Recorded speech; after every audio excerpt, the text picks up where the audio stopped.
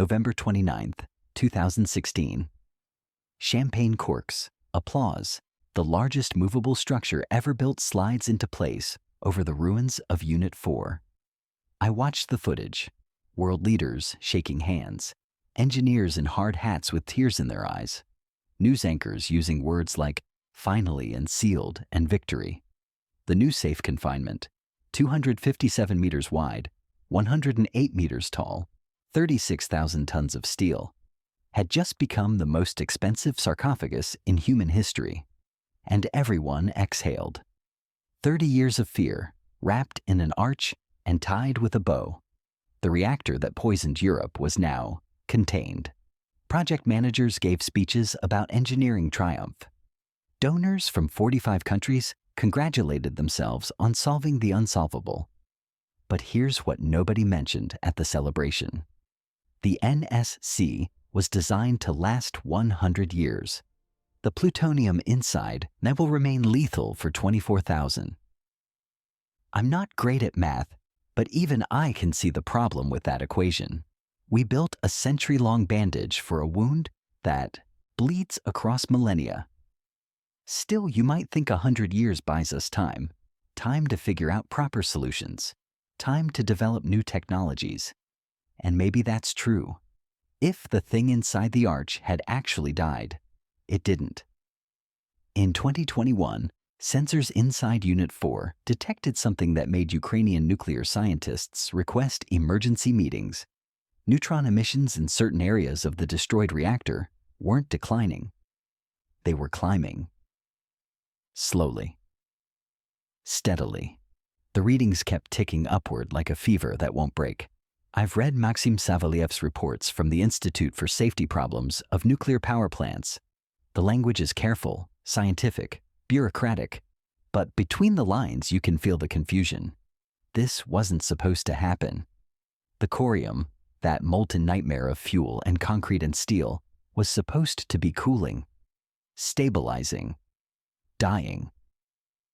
Instead, something in the basement of Unit 4 is waking up. The officials, of course, issued reassurances. The situation is being monitored. There is no immediate danger. Everything is under control. Sound familiar? I've heard those words before. We all have. They were spoken in April 1986, while radiation clouds drifted toward Sweden and children played in Pripyat sandboxes. The concrete tomb we celebrated wasn't a grave. It might be an incubator. And the thing growing inside it has been waiting patiently for the conditions to change. What exactly sealed itself inside that arch with us? The elephant's foot. You've probably seen the photograph. A man in a hazmat suit standing next to a black mass that looks like melted wax dripping through a doorway. It became the most famous image of nuclear disaster, proof that humans had created something that could kill you just by looking at it. In 1986, standing next to that thing for 300 seconds delivered a lethal dose.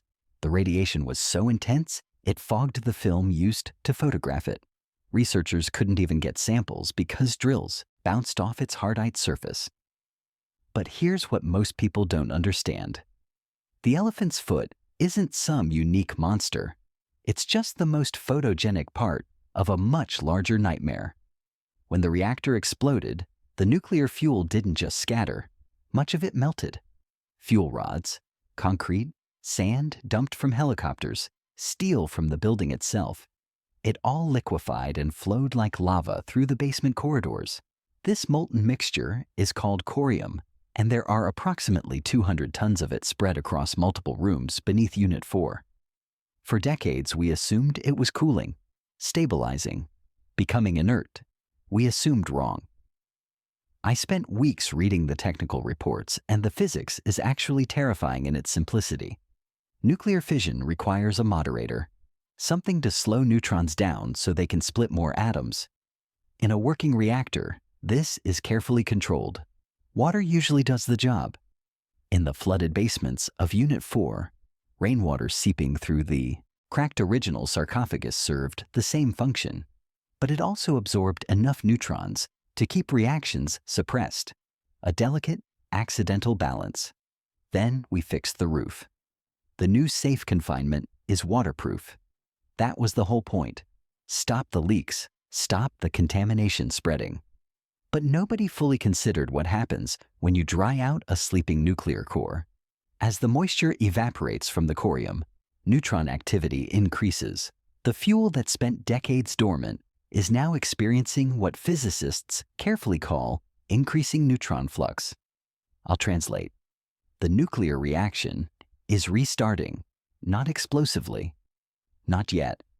But the trend lines don't lie. When Savelyev published these findings, I watched for the international response. Headlines for a day, maybe two. Then silence. Officials in Kiev issued statements about manageable scenarios. European donors expressed continued confidence.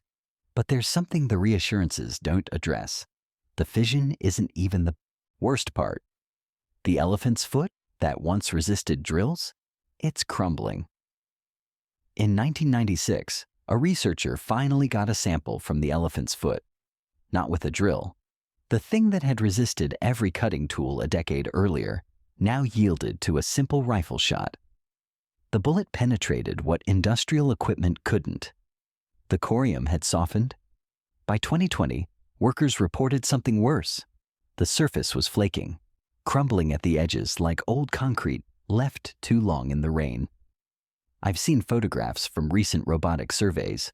The texture has changed completely. What once looked like volcanic glass now resembles decomposing sandstone. Cracks spider across surfaces that were smooth 30 years ago. Fragments litter the floors. The elephant's foot is turning into dust. And dust changes everything.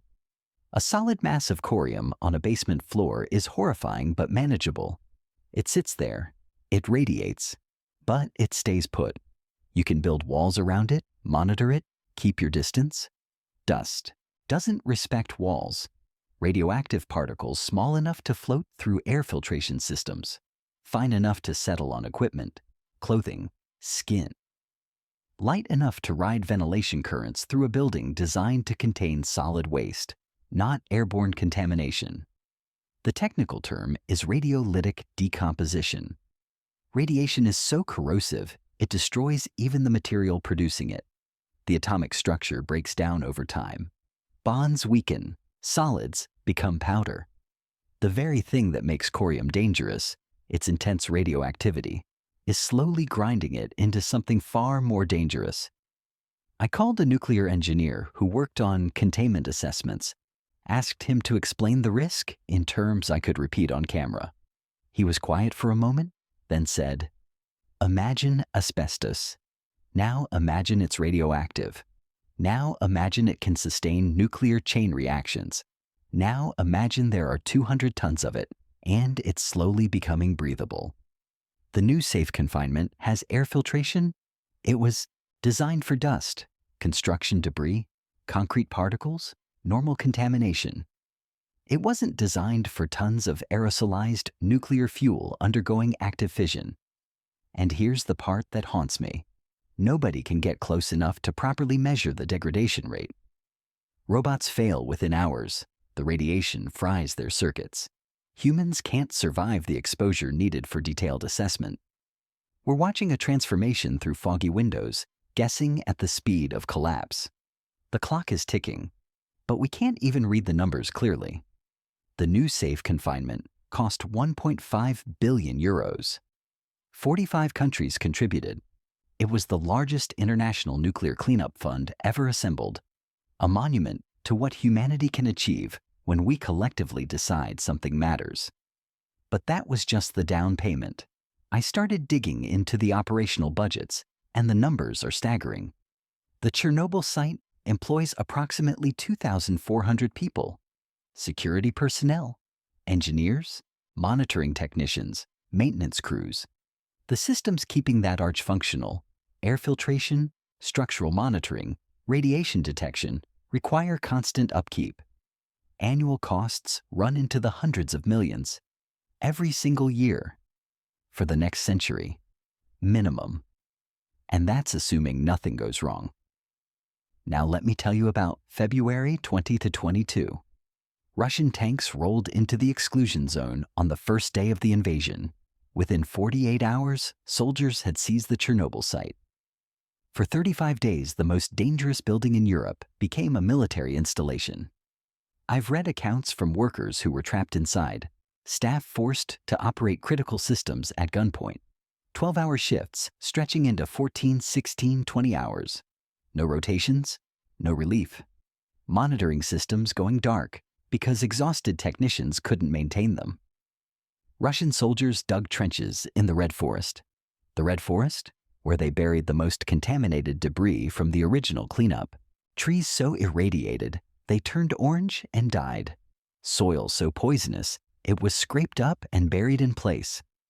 And these soldiers were digging foxholes in it, kicking up dust, sleeping in it. When Russian forces withdrew, dosimeter readings told the story. Vehicles carried contamination out of the zone. Soldiers reported radiation sickness symptoms. But the real horror was what almost happened: active combat around a structure holding 200 tons of degrading nuclear fuel. One stray shell, one fire, one structural failure. Now think about the funding landscape. Ukraine needs artillery shells, air defense systems, reconstruction money, humanitarian aid. European donors face their own energy crises, inflation, political pressures. The Chernobyl Fund isn't infinite. It competes with survival. I asked an economist who studies long-term infrastructure projects, how do we fund something for 500 years? She laughed, not cruelly, just the exhausted laugh of someone who's done the math. We can barely maintain bridges for 50 years, she said. We're talking about timescales our political systems aren't designed to comprehend. But even unlimited money can't solve the deepest problem. How do you warn someone who won't be born for 10,000 years? The Great Pyramid of Giza is 4,500 years old. We can barely read the hieroglyphics inside it. Scholars spent centuries deciphering a writing system that was only dormant for 2 millennia. The plutonium inside Unit 4 will remain dangerous for 5 times longer than those pyramids have existed. I kept returning to this problem as I researched. Not the engineering, not the funding, the communication. How do you tell someone to stay away from a place when you share no language, no symbols, no cultural reference points, when everything you know has crumbled into archaeological debris? In 1993, the U.S. Department of Energy asked exactly this question. They were planning the Waste Isolation Pilot Plant in New Mexico, a repository for nuclear waste that needed to remain sealed for 10,000 years. So they assembled a team unlike any before. Linguists, anthropologists, architects, materials scientists, science fiction writers. Their task was to design a warning system that would outlast human civilization as we know it. I've read their report. It's 351 pages of brilliant people confronting an impossible problem. The obvious solutions failed immediately. Skull and crossbones. Some cultures associate skulls with ancestor worship, with treasure, with sacred ground worth investigating. Written warnings? English will be as incomprehensible as Sumerian in a few thousand years. The trefoil radiation symbol? An arbitrary shape with no inherent meaning. Future humans might interpret it as a religious icon or decorative motif. So the team proposed something radical. Hostile architecture. Massive stone spikes jutting from the earth at painful angles. Fields of thorns cast in concrete. Landscapes designed to trigger instinctive dread. Not danger ahead, but wrong in a language older than words. An anti-monument. A place that screams hostility through geometry alone. They called it, "This place is not a place of honor." But even this assumes future humans share our instincts. What if they don't? What if the warning becomes an invitation? The forbidden zone that must be explored precisely because someone tried so hard to keep us out. One researcher proposed breeding cats that change color near radiation, then embedding the knowledge in folklore. Ray cats, Stories passed down for millennia about magical creatures that warn of danger. It sounds absurd until you realize we're that desperate. We're trying to shout across 10,000 years of silence, and meanwhile, we're struggling to maintain attention for the next 10. Right now, as you listen to this, sensors inside Unit 4 are recording neutron emissions. The numbers tick upward on monitors that someone must watch, maintain, and fund. In the basement corridors, 200 tons of corium continues its slow transformation from solid mass to radioactive powder. The arch overhead has 92 years of designed lifespan remaining, maybe less if maintenance budgets falter. This is the current state of our victory. Ukrainian scientists have proposed solutions. Gadolinium nitrate, a neutron-absorbing compound, could be sprayed into the most active areas to suppress the awakening fission. Targeted interventions could stabilize the worst hotspots. The technology exists. The expertise exists. What's missing is money, attention, and the international will. To remember that Chernobyl didn't end in 1986 or 2016 or ever. I keep thinking about patterns. In April 1986, officials said accident, manageable, localized, under control. In November 2016, officials said contained, solved, victory. Every time we're told Chernobyl is finished, we should ask one question. Finished for how long? The reactor won't explode again. Let me be clear about that. We're not facing another 1986.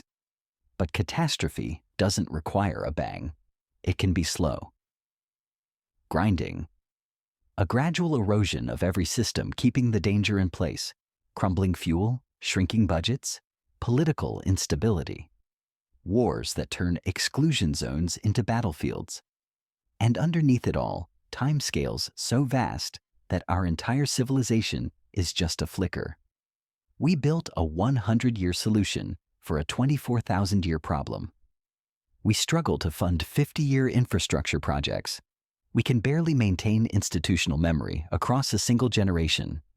And we've convinced ourselves the problem is solved because we held a ceremony and popped champagne.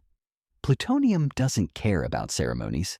It doesn't care about budgets or borders or wars. It operates on a clock we can barely comprehend, let alone plan for. Every year that passes without permanent solutions is a year borrowed against a debt that compounds across millennia. Chernobyl isn't history. It isn't a documentary subject or a tourism destination or a setting for video games. It's a countdown, and we've gotten dangerously comfortable ignoring the clock.